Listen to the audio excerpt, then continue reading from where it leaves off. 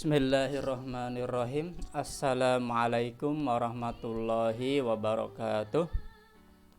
Hamdan wa syukran lillah, sholatan wassalaman ala rasulillah, amma ba'd. Rabbi shrahli sadri wa yassirli amri wahlul uqdatam min lisani yafqahu qawli. Selamat pagi.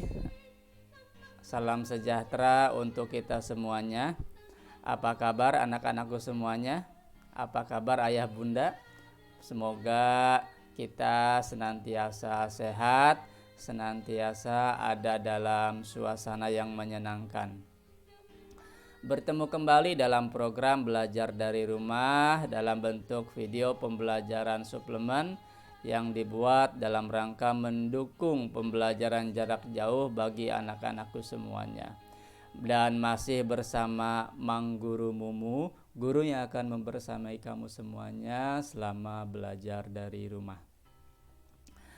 Baik anak-anakku semuanya, kita akan melanjutkan pembelajaran kita masih di tema 4, sehat itu penting, subtema 1, dan pembelajaran 3 dan keempat. Anak-anakku semuanya, kemarin kita sudah belajar tentang pantun, ya, tentang sistem peredaran darah. Hari ini kita akan melanjutkan pembelajaran kita. Materi pembelajarannya masih tentang pantun. Kita akan melanjutkan setelah kemarin kita tahu pengertian pantun, ciri-cirinya, ya. Hari ini kita akan belajar tentang jenis-jenis pantun dan makna isi dari sebuah pantun. Kita tahu kemarin bahwa bagian pantun itu ada dua, ya, ada sampiran dan ada isi. Nah, isi dari pantun ini adalah pesan yang ingin disampaikan kepada orang lain. Apa sih isinya? Nanti kita lihat, sesuaikan dengan jenis-jenisnya tentu, ya. Lalu kita juga akan belajar mengenai kewajiban, hak, dan tanggung jawab. Pengertian kewajiban itu apa, pengertian hak, pengertian tanggung jawab, dan contoh dari tanggung jawab. Kemudian kita akan belajar mengenai interaksi sosial anak-anakku semua, ya. Interaksi sosial, baik itu antar individu, individu dengan kelompok, maupun kelompok dengan kelompok. Dan tentu interaksinya yang mengarah pada persatuan dan kesatuan. Nah, ketiga materi ini akan kita kemas dalam satu tema, yaitu tema pantun. Pertama, kita akan belajar terlebih dahulu bahwa kemarin katanya pantun itu terbagi menjadi 3 jenis, ya, berdasarkan kelompok usia, berdasarkan kelompok garis waktu, ya, garis waktu hidup manusia itu dibagi 3. Ada pantun anak-anak, ada pantun muda atau pantun remaja, dan ada pantun tua atau pantun dewasa. Apa itu pantun anak-anak? Nah, pantun anak-anak itu berarti pantun yang bisa dibuat oleh anak-anak atau memang dibuat untuk anak-anak, ya, itu. Jadi berhubungan erat dengan dunia anak, dengan dunia bermain, dengan dunia kemarin tuh oleh-oleh, ya, seperti itu. Pokoknya berhubungan erat dengan anak-anak. Kemudian dunia pendidikan, ya. Nah, itu juga termasuk pantun anak-anak. Kemudian ada pantun muda. Nah, pantun muda ini adalah pantun remaja yang dibuat untuk anak muda, yang dibuat untuk remaja. Kita tahu bahwa dunia remaja, dunia anak muda itu berhubungan erat dengan persahabatan antar remaja, ya. Nah, hubungan-hubungan permainan antar pertemanan, ya, antar anak remaja. Nah, ini sering akrab, ya, bukan sering, akrab dengan kehidupan remaja. Nah, pantun-pantun jenis ini yang digolongkan ke dalam pantun muda atau remaja. Atau kadang-kadang juga karena dunia remaja ini erat dengan dunia saling suka antar lawan jenis ya, atau dunia percintaan. Nah, ini salah satunya masuk ke sini ya, pantun muda. Kemudian ada pantun tua. Pantun tua ini adalah pantun yang bersifat dewasa, berisi tentang nasihat, kebijaksanaan, dan arti dari sebuah kehidupan. Nah, isinya hikmah, banyak hikmah di dalam pantun dewasa ini. Kemudian di sini Bapak punya contohnya, contoh dari pantun anak-anak. Coba kamu perhatikan isi dari pantun ini. Jalan-jalan ke kota Blitar, jangan lupa membeli sukun. Kalau ingin menjadi pintar, harus belajar dengan tekun. Nah, ini motivasi bagi anak-anak untuk belajar dengan tekun. Coba kamu perhatikan bagian isi baris ketiga dan keempat. Di sana ada kalimat, kalau ingin menjadi pintar harus belajar dengan tekun. Nah, ini erat hubungannya dengan anak-anak yang sedang menuntut ilmu ya, yang sedang belajar, yang sedang mengaji dan lain sebagainya, memupuk ilmu pengetahuan. Lalu contoh berikutnya, lumba-lumba ikan pintar, pandai bermain lingkaran api, dari kecil hingga besar, hingga tumbuh besar, harus taat abi dan umi. Nah, ini juga sama, masih tergolong pantun anak-anak. Di sana ada hubungan antara anak dan orang tua gitu ya. Jadi cirinya gampang anak-anakku semuanya ya. Pantun anak-anak itu ya berhubungan dengan dunia kamu ya, dengan dunia keseharian kamu yang memang erat hubungannya dengan jiwa dari seorang anak-anak, karakter dari seorang anak-anak. Selanjutnya contoh berikutnya, burung camar di tepi pantai, pantai indah banyak ombaknya. Jadilah kamu anak yang pandai, sudah pasti banyak temannya. Nah, ini juga sama ya. Paham ya anak-anakku semuanya contoh atau jenis pantun anak-anak. Lalu contoh berikutnya pantun muda. Nah, ini contoh pantun muda. Coba bedakan dengan yang tadi. Padi kering karena dijemur, masukkan karung diikat tali. Jika kamu berbudi luhur, tentu tahu membalas budi. Nah, ini juga sama ya, masih berisi tentang nasihat pendidikan, tapi sasarannya yaitu kaum muda, para remaja yang sudah bisa bersahabat. Nah, dunia persahabatan gitu ya, dunia saling menghormati, saling menghargai antar teman. Nah, ini contoh berikutnya, indah nian burung kakak tua, terbang tinggi tanpa ragu, telah lama tidak bersua, hati sedih karena rindu. Nah, gitu ya. Itu contoh pantun muda. Di sini ada yang dibahas adalah tentang rindu, tentang cinta, ya, tentang persahabatan. Itu biasanya seputar itu kalau pantun-pantun remaja dan pantun muda. Contoh berikutnya pantun tua anak-anakku semuanya. Pantun tua ini contohnya seperti ini.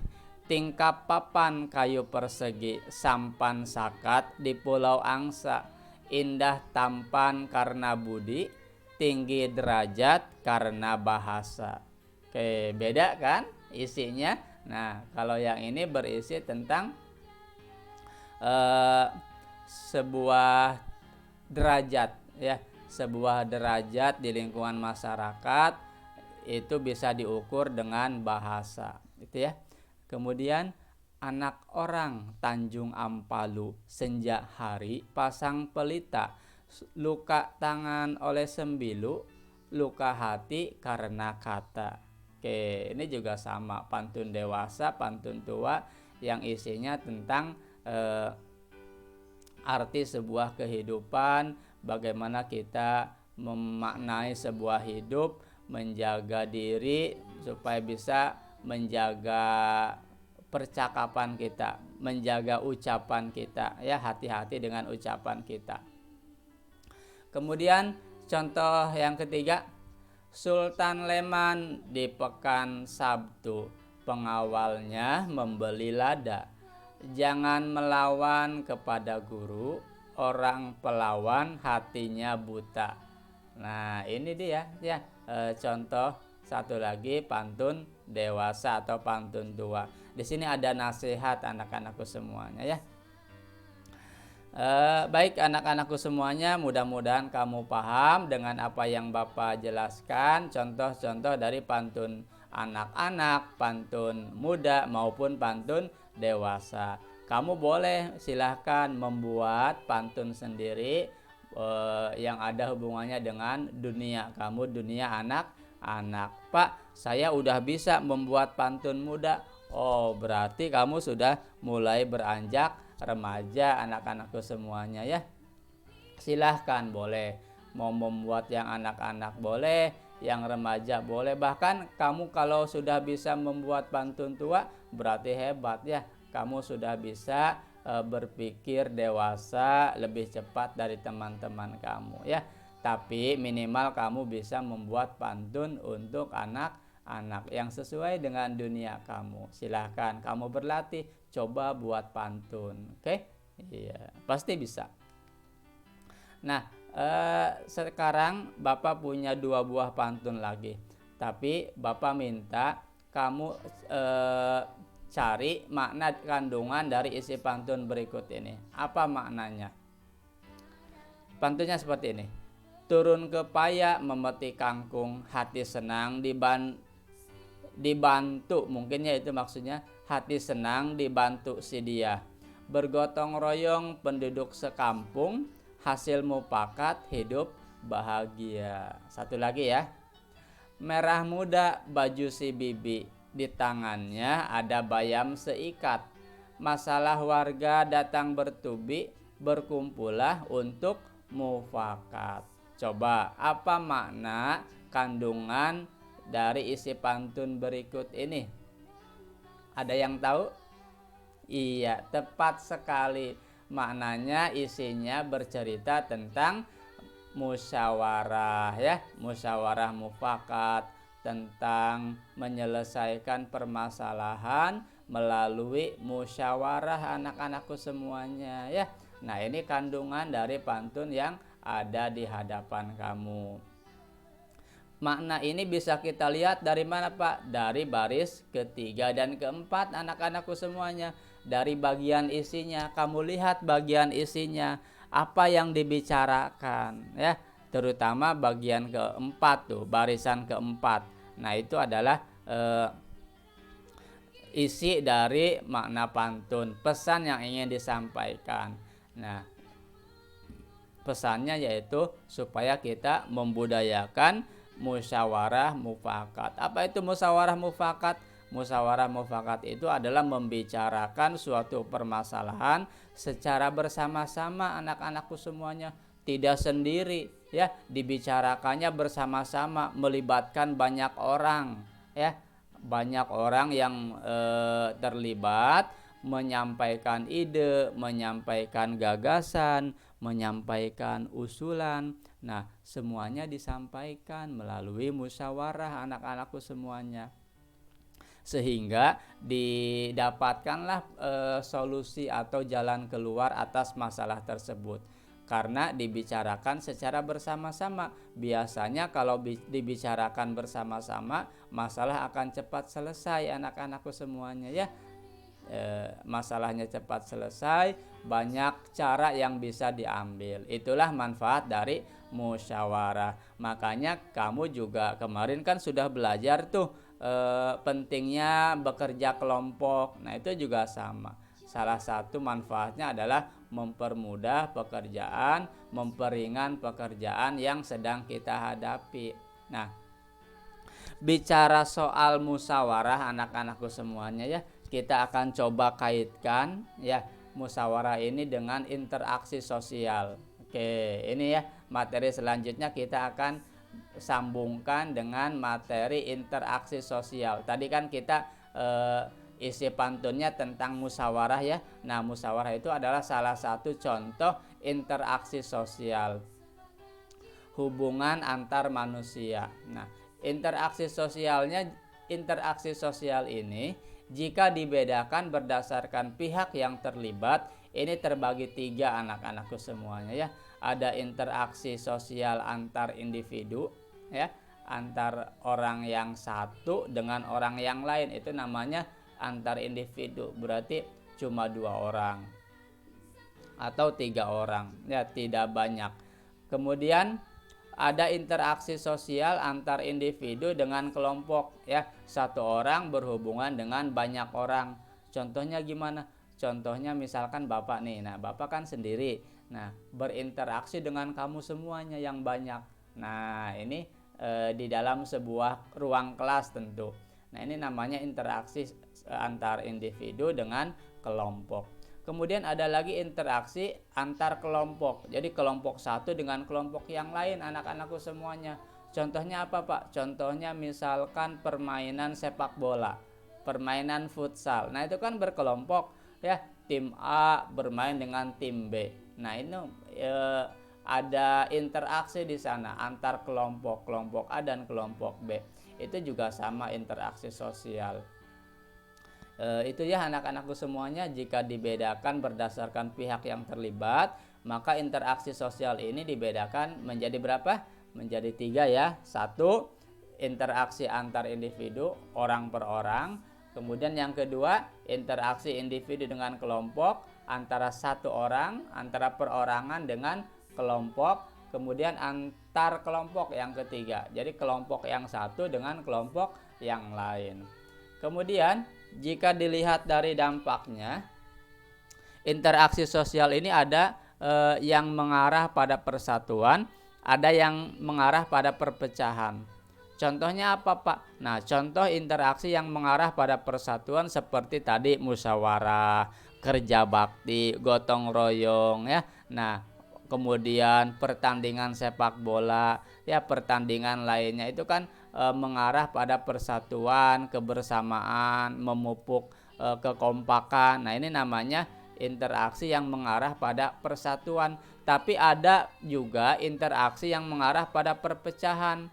Misalkan pertengkaran antar 2 orang ya, orang satu dan orang yang lainnya bertengkar, atau pertengkaran antar kelompok, tawuran misalkan, ada tawuran antar warga kampung A dengan kampung B, bentrok, itu bisa mengarah pada perpecahan anak-anakku semuanya.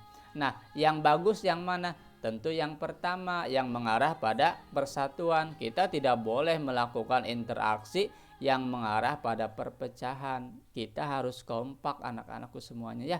Kita harus bersatu, kita tidak boleh bertengkar sehingga bisa menyebabkan perpecahan jika kita bertengkar. Itu ya anak-anakku semuanya, sekarang kamu sudah paham bahwa interaksi sosial itu banyak ragamnya, banyak jenisnya, bisa dilihat dari berbagai aspek. Jika dilihat dari pihak yang terlibat ada 3 seperti tadi, jika dilihat dari dampaknya ada 2 seperti itu. Nah, apa yang akan kita bahas? Yang akan kita bahas itu adalah yang ini, yang mengarah pada persatuan. Ya, kenapa? Nah, supaya kita tetap kompak, kita tetap bersatu, kita tetap dalam satu ikatan yang sama, tidak terpecah belah gitu. Kenapa nggak boleh berpecah belah? Karena kalau berpecah belah kita jadi lemah anak-anakku semuanya ya. Bersatu kita teguh, bercerai kita runtuh. Oke? Itu ada peribahasa seperti itu. Jika kita bersatu, kita akan teguh, kita akan kuat anak-anakku semuanya. Dengan persatuan kita menjadi kuat. Tapi kalau kita bercerai-berai, kita terpecah belah, maka kita akan hancur, kita akan runtuh. Ya, gitu. Makanya mari kita jaga persatuan dengan melakukan interaksi sosial yang mengarah pada persatuan dan kesatuan, ya gitu. Baik anak-anakku semuanya, salah satu interaksi sosial yang mengarah kepada persatuan adalah gotong royong.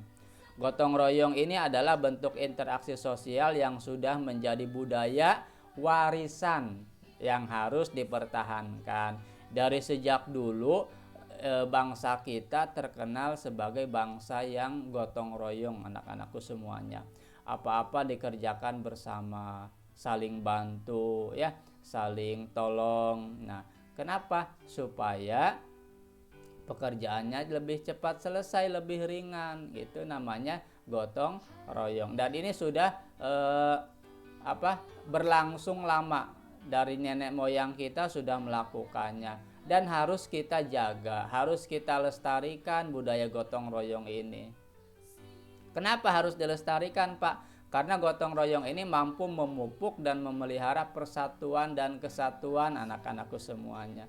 Dengan melalui gotong royong, kekompakan kita di lingkungan sekitar ini akan terjaga, persatuan dan kesatuan kita akan terjaga, sehingga diharapkan tidak terjadi perpecahan ya, kita tetap kompak, tetap bersatu dan hidup makmur sejahtera. Itu ya anak-anakku semuanya. Kemudian karena gotong royong ini penting, maka sudah menjadi kewajiban dan sudah menjadi tanggung jawab bagi kita selaku warga masyarakat untuk menjaga dan memelihara persatuan dan kesatuan. Caranya apa? Ya tadi, kita lestarikan gotong royong. Ini adalah tanggung jawab kita semua. Ya, siapapun itu bertanggung jawab ya, menjaga keutuhan, menjaga persatuan dengan cara tetap kompak, tetap kita lestarikan budaya gotong royong. Ini tanggung jawab kita anak-anakku semuanya. Apa sih Pak tanggung jawab itu? Nah, kemarin kita sudah belajar tentang tanggung jawab ya. Nah, kita akan coba bahas kembali, ulas kembali, apa sih tanggung jawab itu? Tanggung jawab itu adalah siap menerima setiap resiko yang ditimbulkan atas tindakan, atas suatu amanah. Nah, amanah kita, kita terlahir sebagai warga masyarakat, sebagai makhluk sosial, maka resikonya adalah kita harus menjaga persatuan dan kesatuan. Kita harus menjaga kerukunan. Itu adalah tanggung jawab yang ada di pundak kita anak-anakku semuanya ya. Kemudian tanggung jawab ini biasanya dikaitkan juga dengan hak dan kewajiban. Awas ya, kamu harus bisa membedakan antara tanggung jawab dan kewajiban. Itu ada perbedaan anak-anakku semuanya ya. Biasanya kamu menyamakan antara tanggung jawab dan kewajiban. Ini beda anak-anakku semuanya. Apa perbedaannya Pak? Nah, kita bahas dulu tentang hak. Kamu sudah tahu kan hak? Nah, kamu biasanya menyebutkan bahwa hak itu sesuatu yang harus kita terima. Nah, itu betul anak-anakku semua. Jadi, hak itu adalah segala sesuatu yang menjadi milik. Nah, milik kita. Apa yang kita harus miliki yaitu adalah hak kita. Itu. Hak untuk hidup bersih, hidup nyaman, hidup aman, itu adalah hak. Lalu ada kewajiban. Kewajiban ini kebalikan dari hak. Kalau hak itu yang harus kita miliki, kalau kewajiban itu sesuatu yang harus dilaksanakan. Itu namanya kewajiban. Hampir mirip dengan tanggung jawab. Cuma ada sedikit perbedaan dan kamu harus bisa membedakan kedua hal ini antara kewajiban dan tanggung jawab. Nah, itu ya anak-anakku semuanya. Contoh-contohnya apa Pak? Nah, contohnya misalkan hak itu adalah sebagai anak kita punya hak untuk mendapatkan kasih sayang dari keluarga, dari ayah ibu ya. Kemudian kita juga berhak mendapatkan makan, mendapatkan waktu untuk belajar ya, hak untuk bisa bermain, itu hak ya. Kemudian kewajibannya apa? Nah, sebagai anak kita punya kewajiban. Nah, kewajibannya adalah membantu orang tua ya. Kewajibannya adalah menjaga adik gitu ya. Nah, kamu punya kewajiban atas setiap sudut kehidupan kamu. Lalu kalau tanggung jawab apa? Nah, tanggung jawab ini lebih ke peran anak-anakku semuanya. Peran kita sebagai apa? Ya. Kemudian apa yang sudah kita lakukan. Jadi tanggung jawab ini bersifat efek, bersifat akibat. Kalau kita berani mengambil suatu tindakan, nah, maka kita harus bertanggung jawab. Tanggung jawab ini tidak hanya positif ya, tidak hanya sesuatu yang baik, termasuk sesuatu yang tidak enak gitu. Kalau kewajiban kan tadi berhubungan dengan hal-hal yang positif gitu ya, dengan misalkan tadi membantu ibu, kemudian menjaga adik, itu kan kewajiban. Nah, kalau tanggung jawab ini juga ada yang berhubungan dengan yang tidak enaknya. Contoh, misalkan kamu berani mengambil sesuatu tanpa izin, dalam hal ini berarti mencuri. Nah, ketika kamu mencuri, maka kamu harus bertanggung jawab atas tindakan kamu. Kamu harus siap jika nanti mendapat hukuman. Kamu harus tanggung jawab jika nanti ada sanksi sosial gitu. Nah, itu namanya tanggung jawab ya. Jadi tanggung jawab ini bukan hanya hal yang positif, tapi termasuk hal yang negatif. Resiko apa yang harus kita terima kalau kita melakukan suatu tindakan, suatu amanah. Pasti setiap tindakan, setiap amanah itu ada resikonya, ada tanggung jawab yang harus dipikul ya. Setiap kita adalah pemimpin dan pemimpin akan dimintai pertanggungjawabannya ya. Itu anak-anakku semuanya, perbedaan antara tanggung jawab dan kewajiban ya gitu. Sudah paham ya? Mudah-mudahan kamu semuanya mudah memahami apa yang Bapak sampaikan. Oke, anak-anakku semuanya, itulah materi pembelajaran kita pada pagi hari ini. Sudah cukup. Mudah-mudahan anak-anakku semuanya bisa memahami. Kalau masih belum paham, kamu tonton ulang ya. Kamu putar ulang video pembelajaran ini.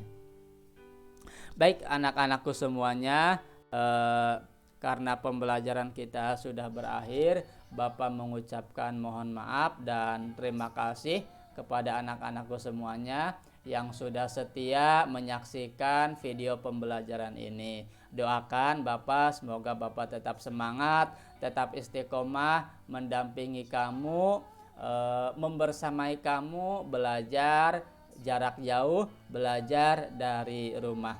Dan juga Bapak doakan mudah-mudahan kamu tetap semangat, kamu tetap sehat, banyak rezekinya ya, dapat kuota yang banyak juga ya untuk menonton video pembelajaran ini. Kita belajar bersama melalui video.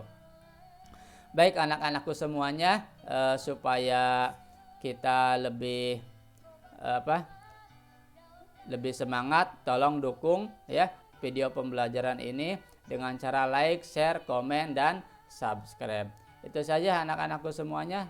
Bapak tutup kegiatan kita dengan ucapan wallahul muwaffiq ila aqwamit thoriq. Wassalamualaikum warahmatullahi wabarakatuh.